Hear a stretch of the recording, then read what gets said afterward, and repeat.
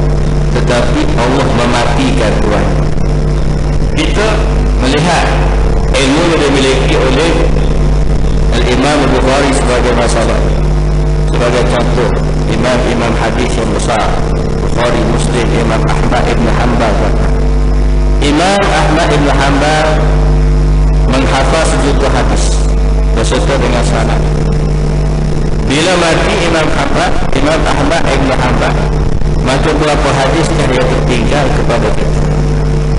Demikian juga dengan Imam Bukhari, Muslim, itu ratusan ribu, hampir jutaan hadis yang ada di dalam dada mereka.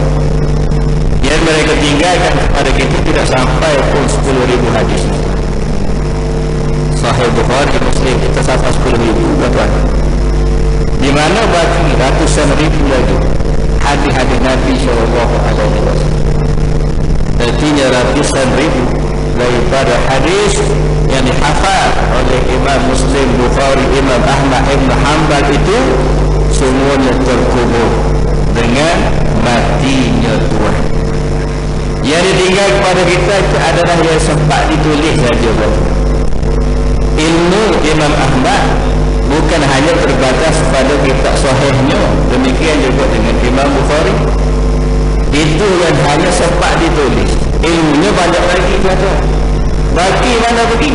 Tidak ada, tuan-tuan. Terkubur dengan sebab wafat Imam Bukhari dan Muslim. Jadi yang tinggal kepada kita itu saja, tuan-tuan. Waktu Nabi SAW sebut, Allah tidak mencabut ilmu daripada dada ulama, tapi Allah mencabut ilmu dengan cara mematikan. Bila ulama mati, tuan-tuan, maka penggantinya tidak ada.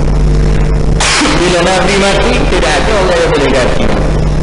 Bila sahabat mati, tabi'in yang mewarisi sahabat itu dari segi ilmu tak sama dengan sahabat.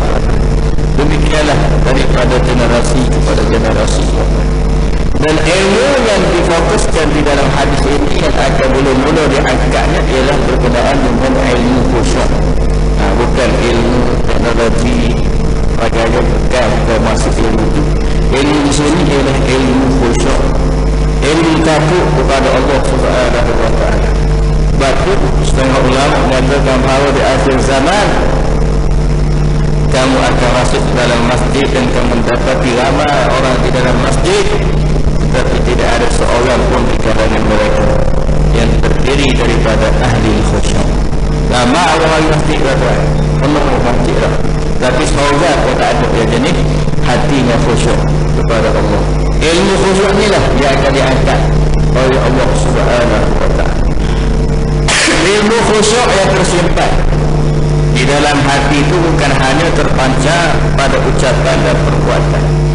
Kalau orang memiliki ilmu khusyuk, tuan-tuan, alim ulama yang di mana hatinya khusyuk pada Allah Subhanahu wa taala, kita dapat melihatnya dari segi perbuatan dan juga amalnya. Dan bukan hanya pada perbuatan dan amalnya terpancar, ia juga boleh memancar menjadi cahaya sehingga kan memberi kesan kepada wajah pemilik ahli khusyuk. Cahaya itu juga begitu kuat sehingga dapat dilihat dengan jelas oleh orang yang memandang wajah orang-orang yang seperti ini meninggalkan kesan yang sangat mendalam kepada orang yang melihat. Bagaimana diriwayatkan oleh Yunus bin Ubaid di Basrah, dia pernah berkata bahawa setiap orang yang melihat Al-Imam Hasan Al-Basri akan mendapat manfaat meskipun dia tidak melihat amal ibadahnya ataupun tidak mendengar ucapan, hanya memandang kepada wajah sahaja. Ubaid menceritakan, Yunus bin Ubaid menceritakan bahawa siapa-siapa yang pernah tengok wajah Imam Hasan Al-Basri, pastinya dia akan memperolehi keberuntungan. Sekalipun akan meninggalkan kesan mendalam, sekalipun dia tidak pernah melihat bagaimana ibadat Imam Hasan Basri, walaupun dia tidak pernah mendengar ucapan nasihat daripada Imam Hasan Basri, tapi dengan hanya melihat wajahnya saja telah pun memberi kesan kepada orang yang memandang. Itu baru Imam Hasan Al-Basri, belum melihat wajah Nabi ini. Kalau tengok wajah Nabi akan meninggalkan kesan yang amat mendalam kepada hati-hati orang yang pernah melihat. Baru dalam hadis yang disebut, Sayyidina Ali ceritakan bahawa sesiapa yang pernah melihat Rasulullah pasti akan rasa kagum di dalam hati. Dan sesiapa yang pernah bergaul, bercakap dengan Nabi, pastinya akan timbul rasa kasih dan sayang kepada Rasulullah sallallahu alaihi wasallam. Itu Nabi. Selain daripada Nabi, ulama ahli khusyuk. Bila tengok wajah mereka saja tuan-tuan akan meninggalkan kesan yang mendalam. Jadi ilmu ahli khusyuk ni lah yang akan diangkat mula-mula sekali oleh Allah Subhanahu wa ta'ala di atas permukaan bumi. Demikian juga dengan contoh Imam Malik di Madinah ketika mengucapkan hal yang sama. Imam Malik menyatakan bahawa setiap kali aku merasakan hatiku keras. Imam Malik dia boleh rasa hati dia keras. Orang yang hati lembut bila dia jadi keras dia boleh rasa saja. Kita ni oleh kerana hati kita keras maka kita tak rasa dia keras. Tak. Orang hati lembut bila kesal dalam hati dia boleh rasa. Jadi Imam Malik menyatakan bahawa setiap kali aku merasakan hatiku keras maka aku pergi kepada Muhammad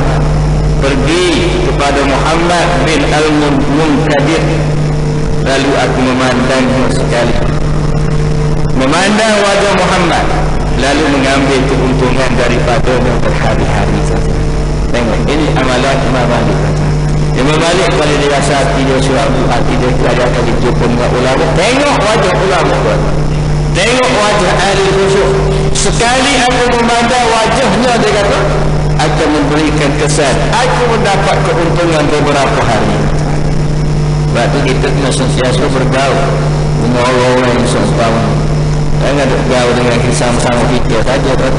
Kena cari ahli khusyuk ni tuan-tuan, sebab manfaat kita bersama dia sangat besar kepada kita. Dia boleh membekaskan ke dalam hati kita, usahkan mendengar ucapannya, usahkan melihat amal ibadahnya, memandang wajahnya saja telah pun memberikan kesan yang positif di dalam hati kita. Baik, apabila para ulama sejati telah diangkat, tadi kan dari hadis yang disebut Allah akan mematikan para ulama, menyebabkan orang jahil saja yang hidup, orang alim ada. Apabila para ulama sejati telah diangkat, maka yang tinggal di atas muka bumi hanyalah para penuntut ilmu dan ulama-ulama palsu saja. Jadi ulama terbagi kepada dua, ulama sejati dan ulama palsu. Jadi yang dimatikan oleh Allah ialah ulama sebenar, ulama sejati, yakni ulama ahli khusyuk. Bila ahli khusyuk sudah meninggal tuan-tuan, maka yang tinggal di atas muka bumi ini siapa? Ialah penuntut ilmu dan juga ulama-ulama palsu. Mereka mencari ilmu bukan untuk diamalkan. Ulama-ulama yang seperti ini tuan-tuan, minta jauh supaya kita tidak tergolong di dalam golongan ini. Mereka mempelajari ilmu bukan kerana untuk diamalkan, namun untuk memburu dunia sehingga ilmu itu kehilangan cahaya. Jadi cahaya khusus tadi hilang. Jadi ilmu itu seperti bercahaya, tapi oleh kerana dia tidak ikhlas, hilang cahaya ilmu. Kerana ilmu duduk pada orang yang tidak layak. Ilmu yang bercahaya berseri-seri yang akan menyebabkan orang yang memiliki ilmu itu mempunyai wibawa dan kekaguman di dalam hati orang yang bersamanya, akhirnya hilang seni cahaya itu tak ada. Bila cahaya itu tak ada, kenapa tidak ada? Sebab ilmu itu duduk pada orang yang tidak layak. Tidak layak mendapatkan ilmu. Maksudnya ilmu duduk pada orang yang tidak ikhlas kerana Allah Subhanahu wa ta'ala. Dia belajar bukan kerana Allah, tapi kerana nak mendapatkan dunia. Dia belajar kerana apa? Kerana untuk memburu cita-citanya, maka cahaya ilmu akan hilang daripada. Ucapan mereka ini, yakni ulama palsu, tidak menunjukkan manusia kepada Allah, malah menyesatkan manusia daripada jalan petunjuk Allah Subhanahu wa ta'ala. Ulama palsu ni, kalau dia cakap, dia bukan nak ajak orang tunjuk bawa manusia menghadap Allah Subhanahu wa ta'ala, tapi dia ajak orang pergi kepadanya. Dia bina pengaruh dengan ilmu. Tak salah bina pengaruh, tapi jangan setakat nak ambil pengaruh saja. Tujuan utamanya ialah nak bentuk manusia menjadi hamba Allah yang sejati, bukan nak bentuk manusia supaya terpengaruh dengan kita. Itu masalah lain. Suruh orang Islam untuk apa? Suruh orang dengan kata dia, bukan dia nak bawa orang pergi kepada Allah Subhanahu wa ta'ala. Itu lain. Jadi ulama sebenar dia cakap, dia nak pimpin orang menuju kepada Allah, Ulama palsu yang cakap dia pepek manusia menuju kepadanya, tuan-tuan. Dia nak suruh orang dengar cakap dia. Dia nak suruh orang ikut apa dia kata, tuan-tuan. Kalau orang tak ikut, maka dia murka, tuan-tuan. Tuhan murka dah apa? Sebab jangan dia murka. Ini orang panggil ulama palsu, tuan. Kita boleh tengok, tuan-tuan. Dah. Mana menyesatkan? Ulama palsu ini menyesatkan mereka daripada jalan petunjuk. Sifat-sifat yang berikut pernah disebut oleh Nabi SAW sebagai berikut. Yakhruju fi akhir zaman rijalun yakhtiluna ad-dunya bid-din yalbasuna lin-nasi julud ad-dha'n min al-layl alsinatuhum ahla min as-sukar wa qulubuhum qulubu si'ab fa yaqulu Allah 'azza wa jalla abi yaquluna am 'alayya yajri'una wa bi khalaqtu asanna 'ala ulaika minhum fitnatan tad'un halima minhum hayran. Maksudnya akan datang pula pada akhir zaman orang yang memburu dunia dengan agama. Jadi diguna dunia, peralatan agama untuk mendapatkan dunia. Memburu dunia dengan agama, maksudnya dia guna agama sebagai alat untuk dia mencapai cita-cita dunia. Mereka memakai kulit kambing yang sangat lembut di hadapan manusia, pakaian yang indah-indah, tuan-tuan. Lidah mereka, kata Nabi, ni Nabi sifat orang yang seumpama ni, lidah mereka lebih manis daripada gula. Kalau dia cakap memang menarik perhatian orang, tuan-tuan. Manis lebih daripada gula ucapan dia, tuan-tuan. Namun hati mereka lebih ganas daripada serigala. Cakap pandai, tuan-tuan, berwajah manis, ucapan yang menarik perhatian, namun hati mereka seumpama hati serigala. Allah berfirman kepada orang yang seperti ini, apakah mereka hendak menipu ataupun mereka begitu berani ke atas aku bersumpah, kata Allah, atas namaku aku akan putuskan kepada mereka ini sebuah fitnah yang membuat orang cerdik sekalipun akan menjadi dingin. Dalam keadaan ulama yang pasti, tinggal ini semuanya ulama palsu, tuan-tuan. Yang ada ulama sebenar penjara-jara saja, tuan-tuan. Banyaknya cari dunia, tuan-tuan. Maka tunggulah saat Allah akan menghukum, Allah akan mengutuskan kepada mereka fitnah. Dan fitnah ini apabila berlaku menyebabkan orang sedikit pandai pun kebingungan memikirkan macam mana nak menyelesaikan masalah. Tak nak selesai masalah. Bengong lah, tuan. Tak nak buat, tak tahu nak buat, usaha macam-macam, tak jadi. Sebab apa yang berlaku hari ini? Gejala sosial yang melanda, tuan-tuan, habis macam cahaya kita buat, tak jadi, tuan-tuan. Nak selesai tak dunia. Ini fitnah Tuhan tak, tuan-tuan. Tuhan tak fitnah. Allah jadi tak nak fikir, tuan-tuan.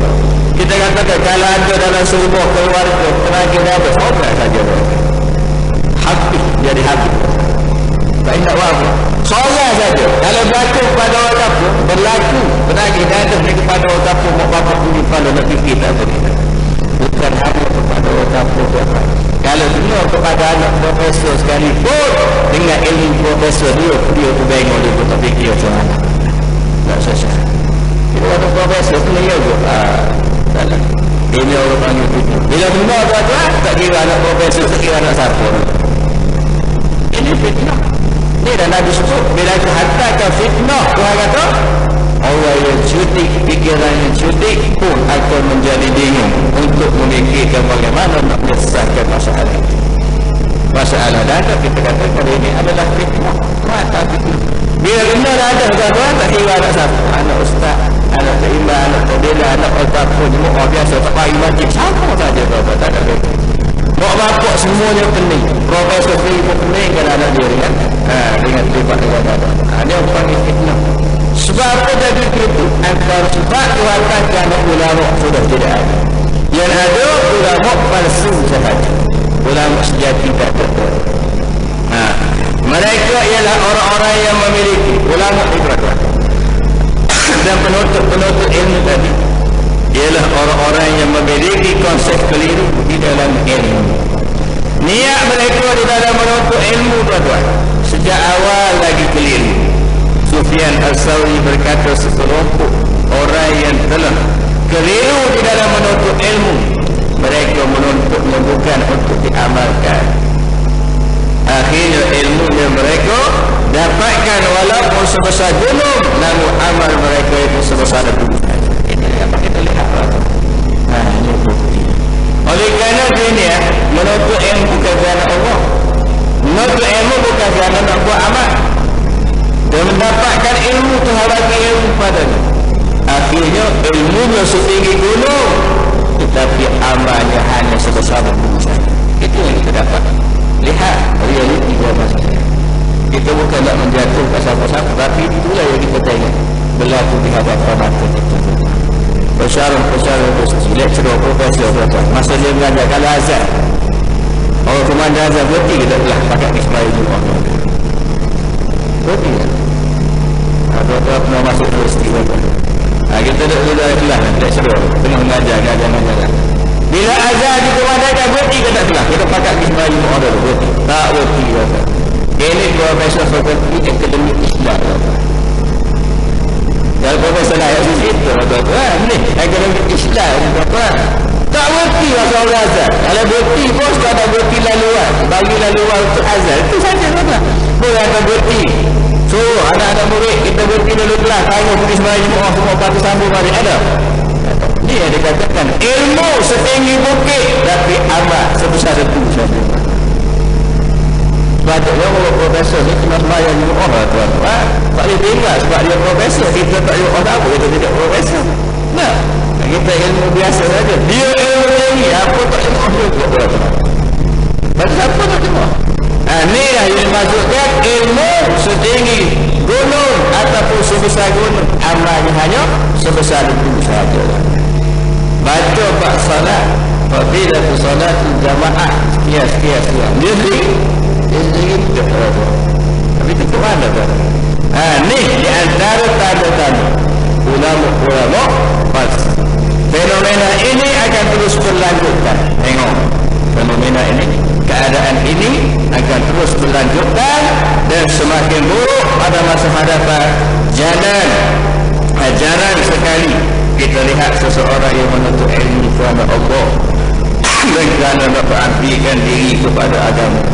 Sebahagian besar daripada pelajar kita hanya mensasarkan CJ sahaja dan kerjaya tertentu dengan ilmu. Itu banyak kan tuan. Sebab tu orang tak nak belajar pondok sebab seorang pondok tak ada CJ. Tak. Belajar pondok nanti nak kerja pondok CJ tak ada pondok. Dia bersasarkan CJ tidak ada mana. Ngaji agama pun mesti kena ada CJ. Tak ada CJ tak ada. Bagi dia pun tak ada CJ. Jadi ilmu itu bahaya. Penuntut ilmu agama sendiri telah lari dengan mensasarkan niat mereka belajar agama untuk mendapatkan CJ. Bukan nak mendapatkan ilmu, untuk mendapatkan CJ. Mereka hanya menyasarkan CJ dan kerjaya tertentu dengan ilmu yang mereka miliki.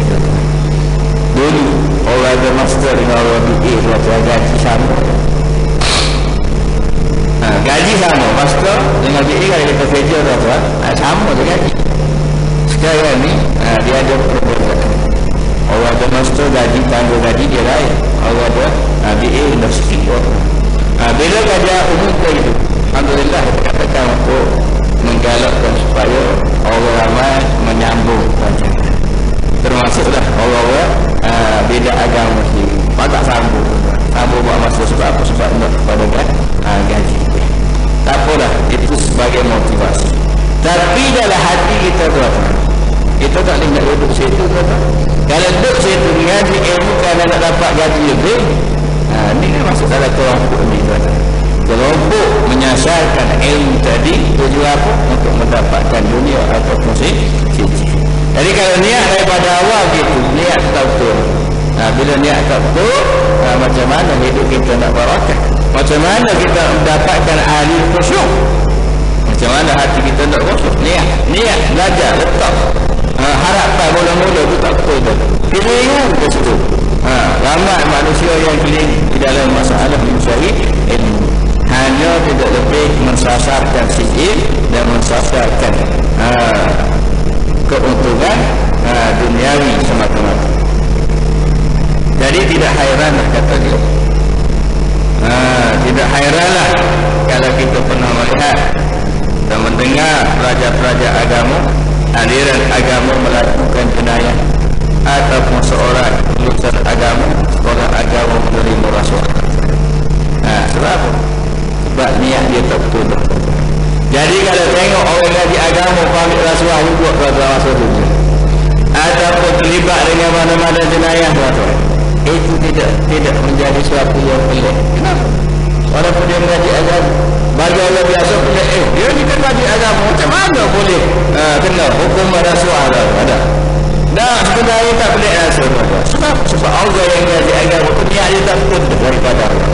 Oleh kerana dia ngaji kerana nak kepada suci, keutamaan dia kepada gaji dan pangkat, keutamaan dia kepada habuan dunia, walaupun dia daripada urusan agama, walaupun dia daripada lulusan ekonomi Islam, maka dia terlibat juga dengan benda-benda jenayah, rasuah dan sebagainya. Sebab hatinya sudah tidak betul. Bila tak betul, sejak daripada mula dia ngaji tak betul. Bukan ilmu yang dia pelajari itu tidak betul, tetapi niat di dalam hatinya yang tidak betul. Kalau niat di dalam hati kita tak betul, walaupun ilmu kita betul, akhir sekali akan bau dan tak betul juga. Maka Allah sanggup mentakwilkan hukum, sanggup berhujah, menegakkan kejahatan, menegakkan kebatilan. Jadi orang ingat, dia kan profesor bagi agama, orang dengar sanggup dia berhujah. Kenapa? Kerana nak bela kesalahan, nak bela kebatilan di dalam masyarakat. Keadaan ini apabila terus-terusan berlaku, dia akan mempercepatkan lagi, ulama kata, mempercepatkan lagi proses akan berlakunya kiamat. Tidak akan berlaku selagi ada orang soleh di muka bumi. Kiamat tidak akan berlaku selagi ada orang yang mengucapkan kalimah Allah. Ada orang bagi Tuhan, ada orang sebut nama Allah, maka selagi itu kiamat tidak akan berlaku. Kiamat berlaku apabila manusia yang tinggal pada waktu itu adalah manusia yang paling kecil. Tak cari orang baik, tak ada, semua jahat, kira nak lepak orang tu. Tak ada juga lah. Nabi sebut la taqum sa'ata hatta la yuqalu fil ardi Allah Allah. Tidak akan berlaku kiamat sehinggalah di atas permukaan bumi ini tidak ada orang yang mengucapkan Allah Allah. Selagi ada orang yang memanggil Allah, lagi pun kiamat tak akan berlaku. Artinya kiamat berlaku dalam keadaan manusia yang sangat dahsyat kehidupan mereka. Semuanya ahli lara baka, ahlilah, ahli zikir, semuanya sudah ada. Masa itu dah baru berlakunya kiamat. Sebab itu apa? Dengan matinya para ulama dan tidak ada yang mewarisi ilmu ulama itu, yakni ilmu khusyuk, maka sebenarnya dia akan mempercepatkan lagi akan berlakunya kiamat. Proses kiamat akan lebih cepat. Sebab itu disarankan kepada orang-orang yang memiliki akal yang cerdas, kefahaman yang mantap supaya dia terlebih dahulu menceburkan diri dalam bidang pengajian agama. Sekurang-kurangnya bila ada pewaris-pewaris seperti itu, dia akan lambatkan sedikit proses berlakunya kiamat. Tapi tidak begitu tuan-tuan. Pelajar-pelajar yang kita katakan yang cerdik, otaknya cerdas, mudah ingat, orang ajar mudah faham, kefahaman dia tinggi, zaman sekarang ini akan dihalalkan kepada bidang-bidang pengajian lain, dihalalkan kepada bidang kedokteran, dihalalkan bidang engineer, dihalalkan ke bidang-bidang ekonomi dan sebagainya. Yang tinggal hak ngaji kata duk produk dah Allah tak. Hak ketinggalan dalam pelajaran. Sepatutnya orang yang kerja macam ni, anak-anak kita sedikit berpotensi tuan-tuan. Sekali dengar tu ingat tuan-tuan, jangan pergi aja, jangan kita halau ke tempat lain, halau ke tempat ni, tempat ngaji agama. Orang suruh tahun ni nak buat agama. Orang yang nak bawa agama mesti orang cerdik tuan-tuan. Orang otaknya makan baru boleh bawa agama. Ni tapi masyarakat kita tuan-tuan sekarang macam mana? Jadi sikit ikut doktor lah tuan-tuan. Tak masuk rumah tak? Jadi sikit ikut engineer lah tuan-tuan. Putusan tinggi sikit tuan-tuan akan dihalau ke tempat lain tuan-tuan. Akhir sekali yang nak benefit agama ni tinggal daripada orang-orang yang otak tak boleh pergi tuan-tuan. Faham maksud saya? Waktu ngaji 30 tahun tuan-tuan. Pondok 30 tahun. Saya tak boleh lagi sebab otak dia lemah tuan-tuan. Masuk otak. Cuma kata cilik tadi, otak lah doktor tak ada hidup pondok lah. Tak ada 10 tahun dia boleh itu dulu. Agama dia lebih rumit daripada ngaji doktor tuan-tuan. Orang otak yang biasa tuan-tuan. Boleh hidup pondok pun kata boleh. Tapi nak jadi alim lambat tuan-tuan. Tapi kalau orang jadi cerdik tuan-tuan, dia pondok sekejap tuan-tuan. Setakat mata dunia dia apa seminggu tuan-tuan. Orang lain orang tak lemah 2 bulan setahun tak ingat lagi. Sampai sekarang tak ingat lagi tuan-tuan. Nak ngajar kita buku tak ingat sebab otak lemah. Jadi masyarakat kita hari tuan-tuan kita nak tekan tahu. Nak jaga agama mesti orang agama. Nak melahirkan alim ulama otak kena cerdik tuan-tuan. Pemahaman dia mesti kena tinggi. Sebab kita tengok anak kita tuan-tuan. Kalau ramai-ramai anak kita mana pada syuji sekali. Kita boleh tahu dasar keputusan dia biasa sekolah rendah kita tahu dah. Jadi lembak dia tuan-tuan. Kalau lembak atau pondok tuan-tuan. Masa depan dia tidak akan tergugah. Sebab dalam masa yang singkat saja dia boleh jadi alim, dia boleh menguasai kitab tuan-tuan. Bagus sebab otak dia tinggi. Setengah-setengah tuan-tuan. Ada pondok Allah bermasalah. Dia masalah di rumah dia, masalah di sekolah dia, cikgu dia puas tuan-tuan. Tak jaga nak kira dengan orang macam tu. Nak rabuk dia puas tuan-tuan, baru dia akan pondok. Jadi dia bawa masalah pondok. Dia bebankan masalah sebab itu dulu pondok. Itu yang jadi masalah. Pada hidup pondok 2 hari buat hal tuan-tuan. Naik nama pondok. Orang pondok buat hal tu. Padahal masalah dia sebelum daripada itu lagi. Jadi timbul nama pondok yang tidak elok. Tuan-tuan, itu ayat macam mana nak hafal hadis. Sahih Bukhari Muslim kalau otak kita tumpul. Itu baru apa-apa tak hafal dia punya sanad perawi lagi tuan-tuan. Kalau Allah tak muntalik tuan-tuan, tak ngaji benda ni. Sebab itu kena ingat tuan-tuan, Allah nak jaga agama ni mesti orang otak nyaman. Allah yang mesti cerdas akal fikiran, fahaman dia kuat tuan-tuan. Sebab itu kita nak pilih orang-orang seumpama ni tuan-tuan, dia kita akan tempat-tempat yang begitu seumpama apa? Supaya agama ini terjaga oleh orang-orang itu. Kita nak jaga dunia tuan-tuan.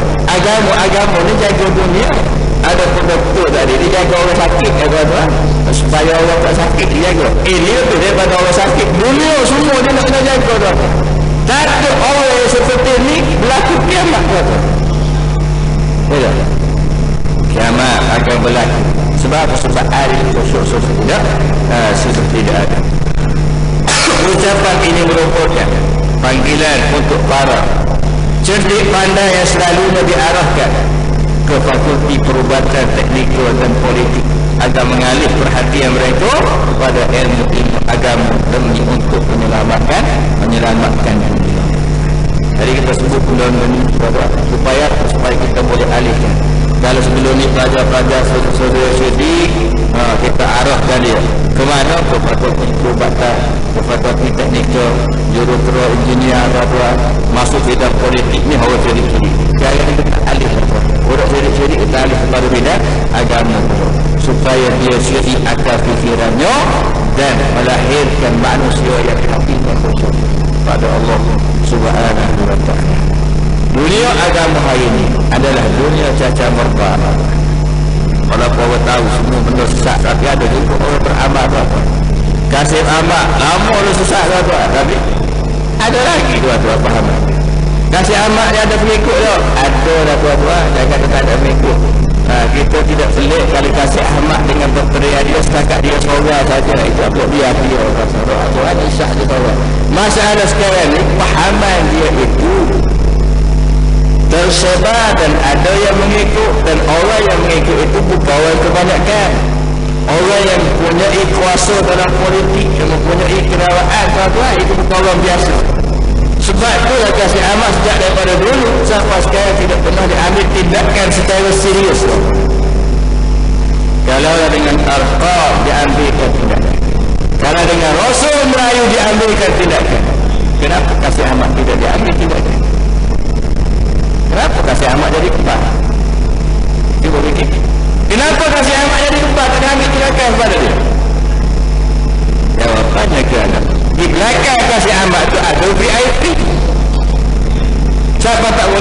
tindakan kena bahasa kita tu.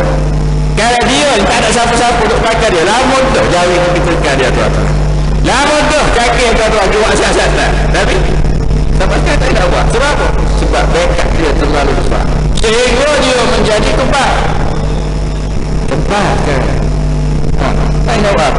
Paling tinggi, kita pergi buat muzakarah dengan dia tu. Dibincang. Pujuk kasih amat antara Zaliha dia. Pergi umur dia tu. Pergi bincang dengan dia muzakarah. Nak pujuk supaya dia kembali ke bakat jalan. Setakat itu saja. Tidak ambil dah. Tak ambil tindakan. Cuba berlaku pada orang lain. Berlaku pada orang lain. Lama dah tindakan. Dia ambil. Ya gitu. Ini kita katakan fahamannya sangat bahaya. Kenapa? Kerana yang menganutnya itu orang biasa. Bukan orang biasa. Yang menganut fahaman anti hadis tidak beriman dengan Nabi, itu daripada orang kenamakan. Orang VIP. Sebab itu batu boleh buat program itu program dia tuan-tuan. Orang macam kita boleh kena buat program ini. Wah yang dia dapat main sama boleh Ahmad Rahimah ada stand dia buat program dia sekali. Oh tak boleh apa. Sebab orang macam kita tak ada siapa-siapa. Bila dia boleh buat program berjaya, maka kita tahu siapa yang akan dipakai. Kita akan Allah.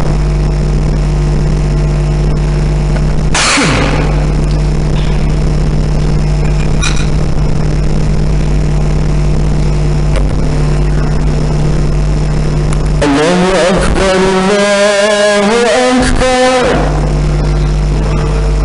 Allahu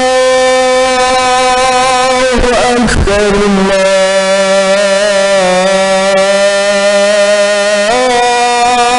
Allahu Akbar. Ashhadu an la ilaha illallah.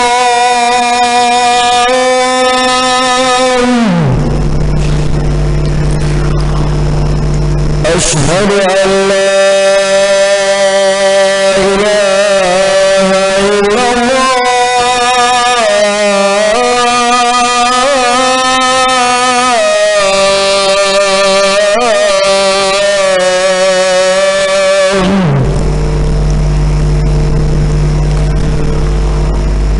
أشهد أن محمدا رسول الله.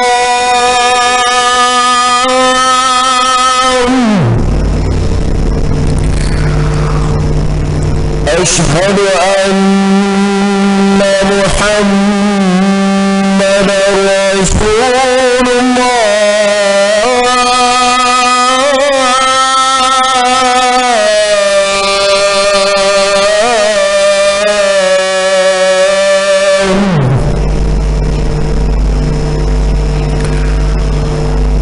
حي على الصلاة.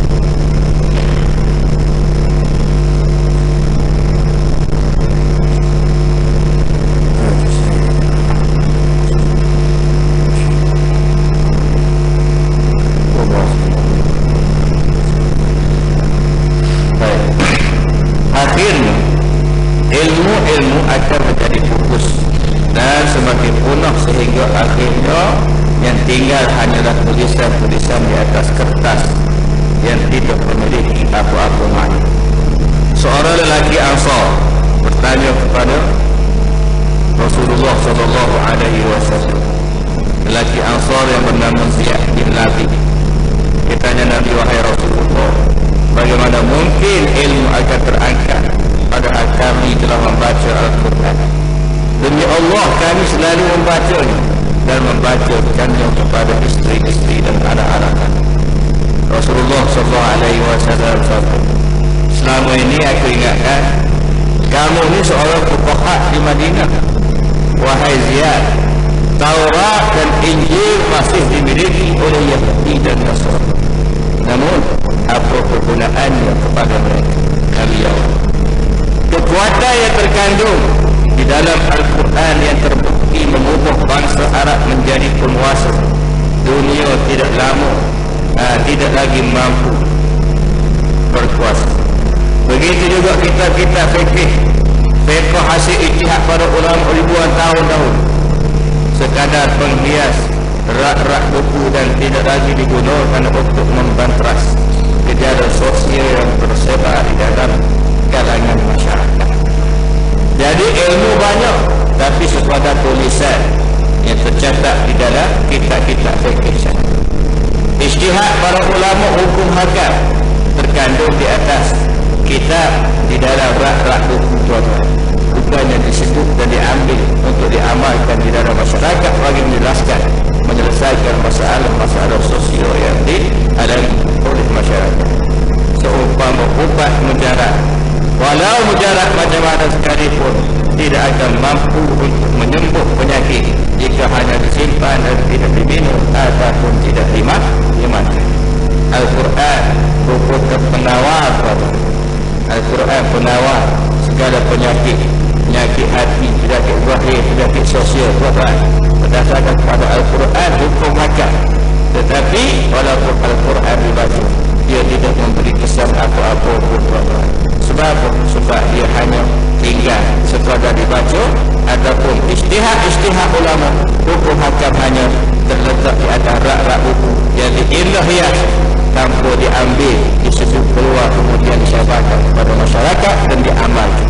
Jadi ibarat seumpama ubat mujarab macam mana sekalipun, selagi tak minum, selagi tak makan, dia tak jadi ubat. Ubat itu untuk dimakan, baru dia jadi penawar. Selagi tak makan, dia tak jadi penawar. Boleh ubat ni, ubat harga 400 tu semua tuan-tuan. Paling mujarab tuan-tuan, dia beli. Lepas tu sebuah lagi, tak ada apa ya. Bohong kalau buat orang jual tu bohong. Main minum ke tak? Tak minum, keras sekali. Lepas tu cek pada dalam main. Betul ada mujarab. Tak ada mujarab sebab ubat dimakan dan diminum. Wallahu a'lam. Aqulu qouli hadza wa astaghfirullah wa assalamu alaikum warahmatullahi wabarakatuh. Baik, saya nak ambil 2 minit lagi nak promosi barang jualan amal. Jualan amal minyak kelapa dah. Ini khasiat dia banyak tuan-tuan, untuk kolesterol, tsunami, untuk darah tinggi dan sebagainya. Jadi sesiapa minat boleh jumpa saya kapan ni. Jadi jualan amal dikatakan amal sebab harga dia 35. Jadi tuan-tuan berikan kepada saya 30 dan RM5 lagi tuan-tuan masuk dalam tabung masjid. Sebab saya dalam proses mencari sekolah-sekolah mahat tahfiz yang doa-doa tuan-tuan, kita akan salurkan itu kepada mahat tahfiz. Jadi sekali lagi saya tak offer lagi sekolah-sekolah mahat tuan-tuan. Jadi buat sementara waktu, kalau jemaah di sini yang membeli, maka RM5 tuan-tuan masuk sendiri. Saya suruh saya masuk sendiri dalam tabung masjid. Jadi tuan-tuan bayar 30 saja kepada saya. RM5 lagi masuk sendiri dalam tabung masjid. Itu di antara objektif kita nak beli dan juga beramal supaya apa yang kita buat tadi keberkatan dia. Wallahu a'lam. Aku qouli hadza wa astaghfirullah. Assalamualaikum warahmatullahi wabarakatuh.